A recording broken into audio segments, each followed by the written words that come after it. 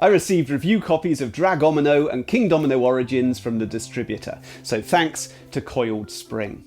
Build a landscape around your central castle by placing domino tiles in a grid, matching terrain types and amassing crowns to score points. Kingdomino burst onto the scene in 2016, winning the prestigious Spiel des Jahres, Germany's Game of the Year award, the following year.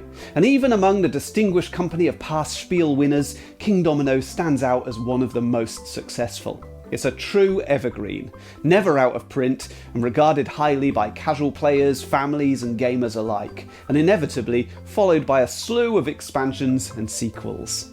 Queendomino was first out of the gates in 2017, introducing a lot more complexity to the game. Currency, income, majorities, and new scoring opportunities. This was Kingdomino blown up into a light Euro game.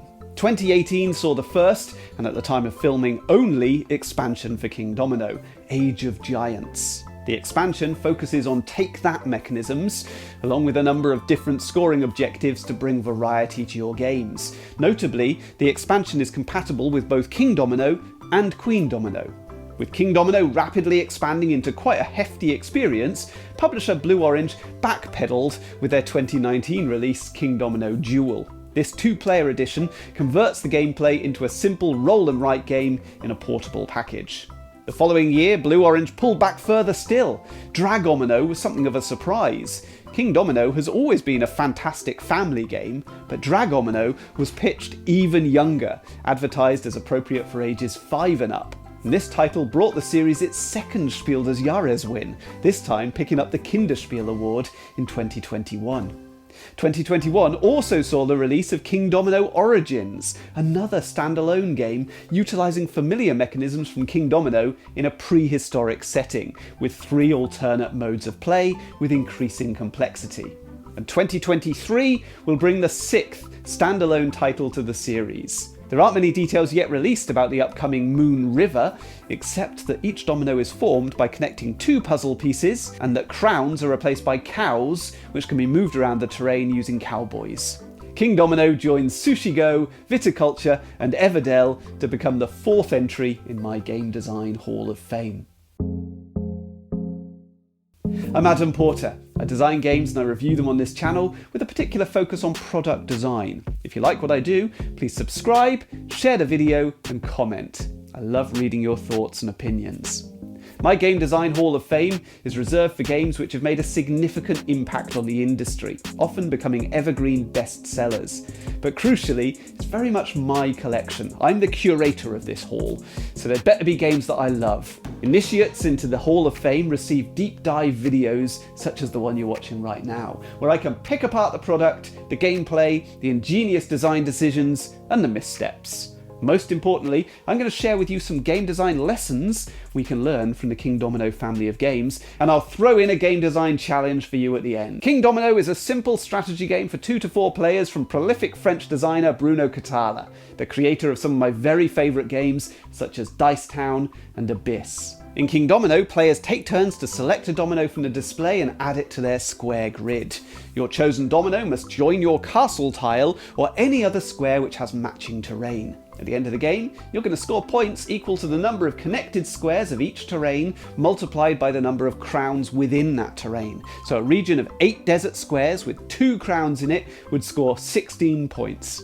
But the real hook in the game is its drafting mechanism. When you select a domino, you're not just selecting terrain to add to your grid, you're also placing yourself in turn order for the following round. So if you select the domino closest to the box, you'll play first in the next round, and so on for each subsequent domino in the display. This drafting system is brilliant. It means each turn you've got 2 key decisions to balance. Which tile will score me the most points, and where will that put me in turn order for the next round? The conflicting objectives, score points or play first, creates a compelling but manageable dilemma. And when you're playing at a slightly more competitive level, there is a third consideration. Should I take a tile to deprive my opponent? While the drafting system is undeniably the core of the game, the mechanism which engages the players, and the aspect which caught the attention of critics on award panels, the spatial planning is a fun, simple puzzle too. Attempting to build a perfect square while matching terrain types and attempting not to leave any gaps is a gentle challenge and a pleasant activity. It helps that the pieces are chunky and attractive. The resulting kingdom looks delightful, with fantastical illustrations by Cyril Bouquet on every tile. I want to zoom in a little on that drafting mechanism and highlight a few of the design decisions that went into its creation. Now, I wasn't there when Bruno Cathala was pushing dominoes around his tabletop, evolving the gameplay, but I would imagine the process went something like this. Many games have shifting turn order. In the worker placement game Agricola, a player might use one of their workers to take the start player marker for the next round. In the economic game Power Grid, the turn order is determined at the start of each round, dependent on which player has built the most power stations. Bruno Cathala had a moment of inspiration, pairing drafting decisions with a battle for turn order, and that might create an interesting dynamic. Placing 4 random tiles from the deck into a display and letting players select tiles, with the tile closest to the box awarding an earlier position in turn order for the next round, creates a constantly changing sequence of play. But it's pretty random. By mid-game, with their personal grids starting to develop, players have diverging wants, and we might repeatedly see the least desirable tiles sitting in the 4th position, resulting in a double punishment. Sorry pal, you get the worst tile, and you get to play last. Meanwhile, your mates picked up the best tile by far and retained the start player spot for 3 rounds in a row. It hardly seems fair. So Cathala's solution was to introduce a grading system for the dominoes. Each tile is numbered on its reverse according to its relative value, with the rarer terrain types with more crowns awarded the higher values. When tiles are revealed at the start of each round, they're laid out in numerical order, with the lowest number closest to the box. It's an ingenious solution. Under this system, if you select the more desirable domino, that's going to force you to play later in the subsequent round. But of course it's an imperfect system, because the value of each domino varies from player to player depending on the tiles they've previously laid, and it's this imperfection which creates the delightful moments in the game. It may be that for one player, the 4th tile in the display, the lowest ranked domino, is exactly the piece they need, and they get the wonderful double reward of getting just what they wanted and going first next round. One of the lessons you learn quickly when you start designing games is that every ingenious new mechanism comes at a cost, and that cost frequently takes the form of added complexity. The numerical positioning of tiles at the start of each round breaks the flow of the game, and it adds to the pre-game rules explanation. The random selection of tiles is more intuitive and smoother. The presence of a bunch of numbers in our fairy tale kingdom is pretty unappealing too. It lifts us out of the game world, exposing the engine driving the activity. We're conditioned to ignore numbers in games where they represent points or even stats, but they're aesthetically jarring when they refer only to setup. So the decision for the designer is whether the benefits of a gamey mechanism justify the increased complexity. And in this instance, Kingdomino is such a slight rule set with minimal complexity that it can bear one such inclusion. The benefit outweighs the cost. And talking of gamey mechanisms, Kingdomino's sequel, Queendomino, is full of them. The game introduces a new red terrain type on which you can place buildings, which can be purchased from a central market board. The buildings score points for collecting various terrain types or other resources, and they often award players with immediate rewards in the form of knights and towers. The player with the most towers at any point in the game controls the Queen token, which gives them a discount when purchasing buildings, but it also counts as an additional crown in the highest scoring region at the end of the game. Knights can be placed into terrain on your turn to earn coins, and it's these coins which are spent to purchase the buildings. The added complexity in Queendomino is quite a step up from the original game. There's a substantial amount of new stuff to learn, and it may come as quite a shock to players familiar with Kingdomino. Queendomino is slickly designed, with each of the parts neatly interwoven, and it's hard to imagine removing any aspect of the system without unbalancing the entire design. It feels like it might have started out as expansion material for the original game, but ballooned into a package requiring so much additional content the expansion would match the base game for size and retail cost, hence repositioned as a standalone product. Queendomino was followed by the first true Kingdomino expansion. In a clever move by Blue Orange, Age of Giants is a shared expansion compatible with both earlier titles. This is a fun product, the sort of expansion I really enjoy, focusing on 3 key features. The first is a quality of life upgrade. I'd like to see more of these in expansions. In this case, it comes in the form of a tower in which you can stack your dominoes, with a slot at the bottom which functions as a dispenser, allowing you to pull out a random tile as and when you need. The second feature is a series of giant tiles. And when you take one of these, you gain an adorable giant token, which takes up residence in your kingdom, covering one of your crowns, and hence costing you points. So you don't want giants.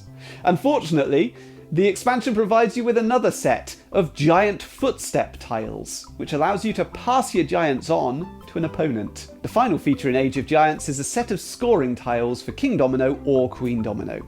These include the basic variants from the original game, score bonus points for keeping your castle at the centre of your grid, or for filling out your grid perfectly without any spaces. But they also bring in a host of other fascinating scoring opportunities. Score points for placing certain terrains around your castle, or in the corners of your final grid layout. Or perhaps score points for rows of connected crowns, or large areas of connected terrain without any crowns at all. So we have a mix of new take-that elements, which won't be to everyone's taste, though I enjoy them, and some fantastic added variety provided by mixing and matching scoring tiles. Playing Queen Domino with the Age of Giants content mixed in becomes quite an involved affair, and the complexity sits on a par with Carcassonne with a couple of expansions mixed in. You know, it's perfectly manageable for an experienced gamer, but it's not a great starting point for a beginner player. The Age of Giants expansion highlights one minor stumbling block within the system. How can the designer introduce new tiles when the game has a curated numerical ranking? If the new dominoes are interspersed with the existing tiles, you're going to have to allocate them 0.5 values, numbering the new tiles 13.5, 47.5, etc. Or if the new dominoes are considered less valuable than the original tiles, how are you going to indicate this? Negative numbers? Age of Giants takes a different route, using letters for the giant dominoes, and these are ranked lower than the numbered tiles from the original set. I don't think there's a better solution, but it is hardly slick. Now, these minor challenges give designers sleepless nights, despite the fact that they go entirely unnoticed by the vast majority of players. I wonder what the impetus was that led to the creation of 2019's King Domino Duel. Was it an attempt at duplicating the success of Catala's two-player hit Seven Wonders Duel? Or was it designed to capitalise on the recent roll and write trend, to sit among popular titles like Quicks, Railroad Inc. and Ganz Schön Clever? Perhaps it was simply a desire to produce King Domino the dice game, and then scale down to 2 players to reduce component costs. Regardless, Catala's frequent collaborator Ludovic Maublanc was brought on board as co-designer, and the final product was cleverly designed to utilise some of the key aspects of King Domino with less table space required and far fewer components. Just a pad of paper, 4 dice and a couple of pencils. In King Domino Duel, a round starts with a roll of 4 dice. The starting player selects 1 die, the second player takes 2 dice, and the remaining die goes to the starting player. And both players combine their pair of dice to form a domino, and then they mark the faces on their grid using the usual King Domino placement rules. The coats of arms represent the 6 different territories, and the crosses replace King Domino's crowns, and the scoring works as in the original game. King Domino Duel presents some interesting new decisions and a little more tension. The 2 players compete to be the first to fill in rows on a shared sheet, each of which awards them with a single-use bonus ability. Placing a domino without matching terrain, or use your 2 dice independently instead of as a combined domino, or draw an extra cross somewhere on your grid. In theory, this functions as a mild catch-up mechanism, because you only fill in a box if you take a cube without a cross on it. But in reality, the special abilities are only of minor interest, and a player can win easily without using any of them. So this results in a lot of bookkeeping with little genuine reward, and filling in those boxes distracts from the core gameplay. Now, it may sound like a minor complaint, but the flow of play is constantly interrupted, and it's very easy to lose track of which player started in subsequent rounds. So we ended up using an eraser as a start player token, passing it back and forth at the end of each turn. Ultimately, King Domino Duel feels like a package with some nice ideas that doesn't quite come together. The board state is tricky to read at a glance, and the gameplay is unintuitive, the precise opposite of the original King Domino game. It's a passable roll and write experience in a portable, affordable package, but there are many better alternatives in that genre, so I can only really recommend this one to die-hard fans of the original who frequently play with two and who are looking for a familiar Kingdomino experience with a smaller footprint.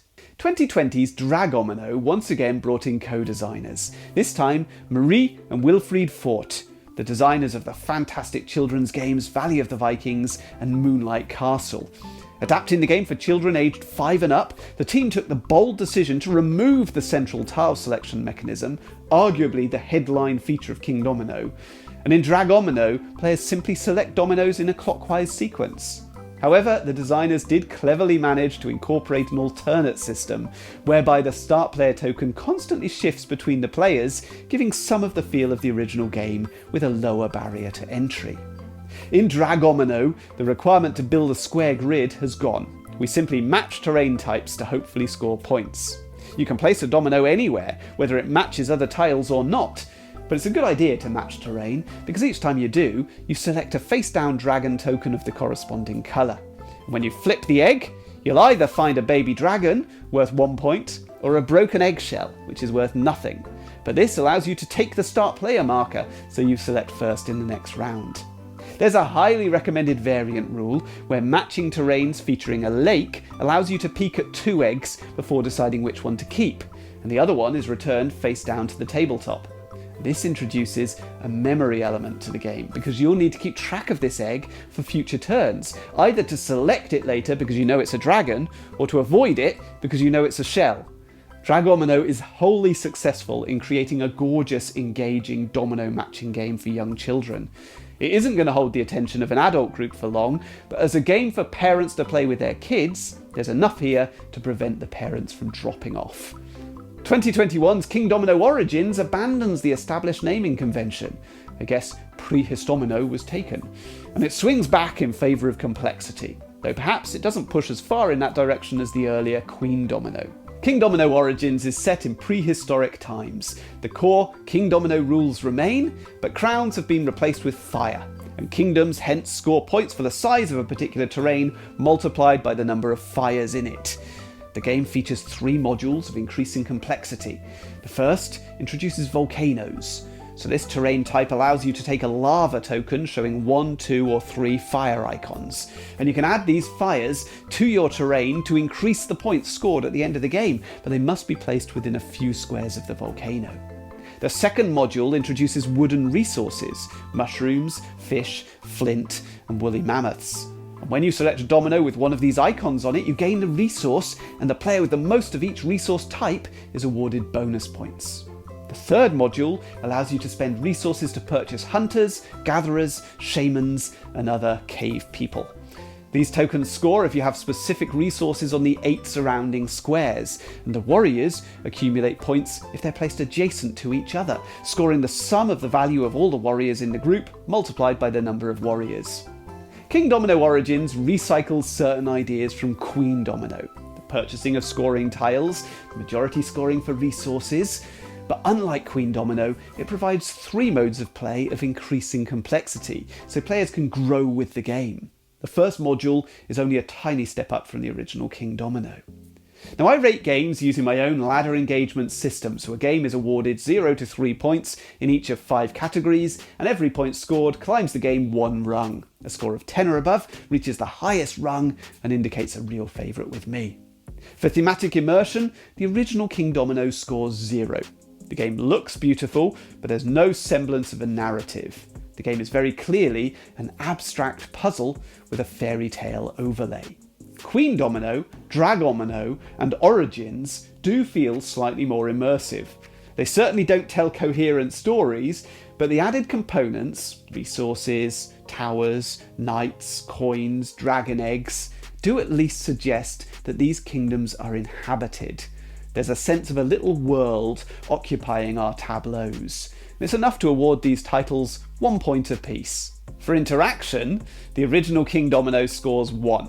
The competition for turn order is engaging, and there are opportunities for deliberate blocking, but most of the game is spent with eyes firmly on your own kingdom, assessing placement opportunities and planning a turn or 2 ahead.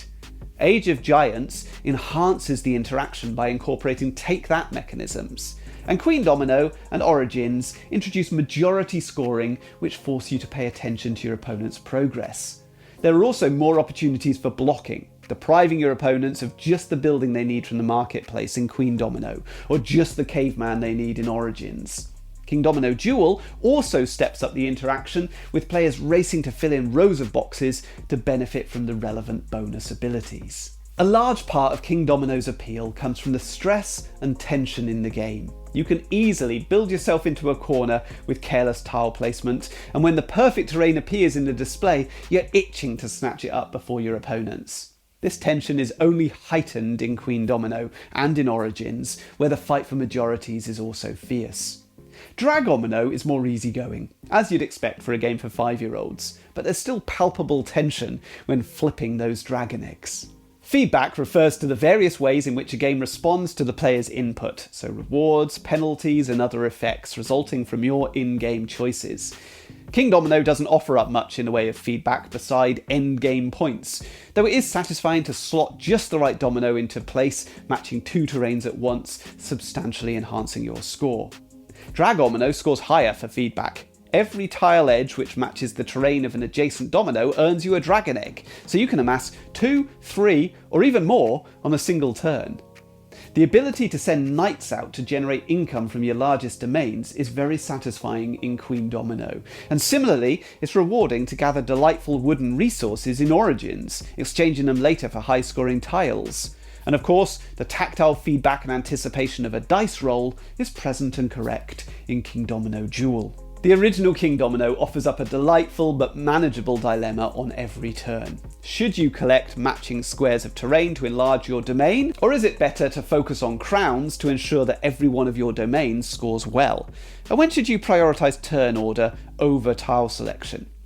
Queendomino and Origins bring in new, meatier considerations, but potentially they do so at the expense of diluting and obscuring the core dilemma of the game. Turn order simply swaps back and forth in Duel, so one of the key facets of the game is absent. But if you really want to enhance the decisions in Kingdomino, then the Age of Giants expansion is the way to go.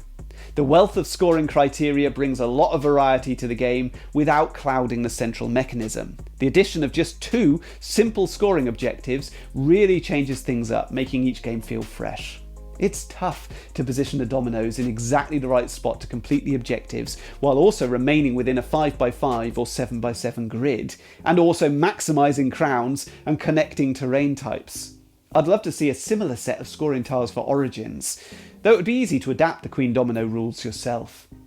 The decisions in Dragomino are of course super light, but they're perfectly pitched for a young child, and the game isn't mindless. Now I want to make clear at this point that this system is calibrated to my needs. Adam in Wales, a seasoned gamer in his 40s, and a low score doesn't necessarily indicate a bad product. Dragomino is a wonderful game for young children. It's just not all that engaging for a group of adults.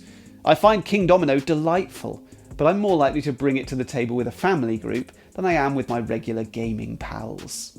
Chuck in Age of Giants though, and now you've really caught my interest. Queendomino Plus expansion rivals many light midweight Euros, and it's a great option for a game night. Origins likewise offers up a fresh Kingdomino experience, and this one has the benefit of a variety of play modes, so you can adapt it to your own taste. Now I've been reflecting on why Kingdomino achieved such extraordinary commercial success, where so many other games struggle. It's accessible for a wide range of player ages and types. It has a brilliant central drafting mechanism, and it's beautifully illustrated. But that's not enough to garner this much praise and attention. What is that secret sauce which continues to catch consumers' interest? Dominoes. I'm pretty convinced that's the answer. There are a handful of game components which every family in this country is familiar with. Dice, for sure. Playing cards, definitely. And both of those have been explored and exploited thoroughly in hundreds of thousands of games. But dominoes has got to be in the top 5, right? And there's a significant shortage of modern games utilising that ubiquitous resource. Carcassonne has had the monomino market wrapped up for 2 decades. A game featuring a grid of square tiles is immediately going to draw comparison with Klaus-Jürgen Raeder's Behemoth. There's been an ongoing battle for the polyomino throne ever since Uwe Rosenberg launched Patchwork in 2014. Rosenberg has struggled to establish a total monopoly on use of that component, despite a large number of polyomino titles in his portfolio. Phil Walker Harding is one pretender to the throne, and Frank West has blown the market wide open with the wildly successful Isle of Cats. But there aren't many other candidates vying for the title of Domino King. What Catala's game does so well is enhance and enliven the traditional domino game that we all recall fondly, without straying far from the original gameplay. The few domino games we've seen in the modern era have complicated the core gameplay considerably and seen far less success than King Domino. One gamey drafting mechanism is permitted, just enough to freshen up the classic. And the result is a very approachable product for a parent or a grandparent to purchase for their offspring, and a game that everyone can enjoy. The title itself is a masterstroke. King Domino is a vaguely amusing play on words, invoking a fairy tale theme, while declaring its USP clearly, up front and centre. No ambiguity. This is the king of the domino games. It's interesting to observe how Blue Orange have handled the property since the Spiel des Jahres win in 2017. After a slightly bloated sequel, a belated expansion, a junior edition, and the obligatory dice game, King Domino seems to have hit its stride with Origins. And the hints we've heard so far about 2023's Moon River suggest that Blue Orange is planning to go the way of Carcassonne, with annual releases of King Domino products to maintain their dominant position in this board game niche. On my idea execution matrix, strong commercial products occupy the red-orange section of the grid, a brilliant central idea perfectly executed. And King Domino is such a product. A fantastic concept, filling a genuine gap in the market and appealing to a wide audience with gorgeous production throughout. Now personally, I'm a big fan of Queen Domino. It turns King Domino into a light, medium Euro tile-laying game with a central currency, income, majority scoring and set collection bonuses. What's not to like? Oddly though, the shift in weight puts that product into a weird category, and the game loses some of its unique charm. Queen Domino is an enjoyable midweight Euro, but it struggles to stand out from its peers in that category. The simpler King Domino shines in a more naive family market, standing out because of one ingenious central mechanism and some delightful presentation. So while Queen Domino would always be my preferred way to play, I think King Domino is a more effective product. Age of Giants is a no-brainer. It's almost obligatory for a Spiel des Jahres winner to have an expansion, and this is a good one, focusing on increasing interaction, variety and meaningful choices, while also offering a quality of life upgrade with the Domino Tower.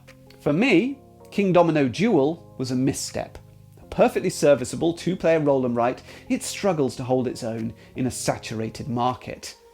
Dragomino is a brilliant little product, worthy of its Kinderspiel des Jahres win. I'm not sure anyone was expecting the already very simple King Domino to get a junior edition, but it works, and it's gorgeous to boot. And King Domino Origins points to the future of the line. A more sensible naming system, future-proofed for subsequent releases, and a product with graded difficulty levels. The best of both worlds, occupying a space somewhere between King and Queen Domino. So what does the future hold for the King Domino line? Place your bets. How long before we see a cooperative variant? When will the first licensed edition arrive? And what will the license be? It's got to be Disney, right? King Domino Legacy, anyone? So we're going to finish off with a design challenge. Can you think of a traditional game component familiar to every family which hasn't yet been fully utilised in modern board games? What are the unique properties of that component? How did it find its widespread appeal in years gone by? Can you tap into that? Coupling nostalgic appeal with some simple modern mechanisms and an evocative theme. Sounds like a promising starting point for a successful product. If you'd like to hear about other entries into my Game Design Hall of Fame, click on the link. And until next time, all the best.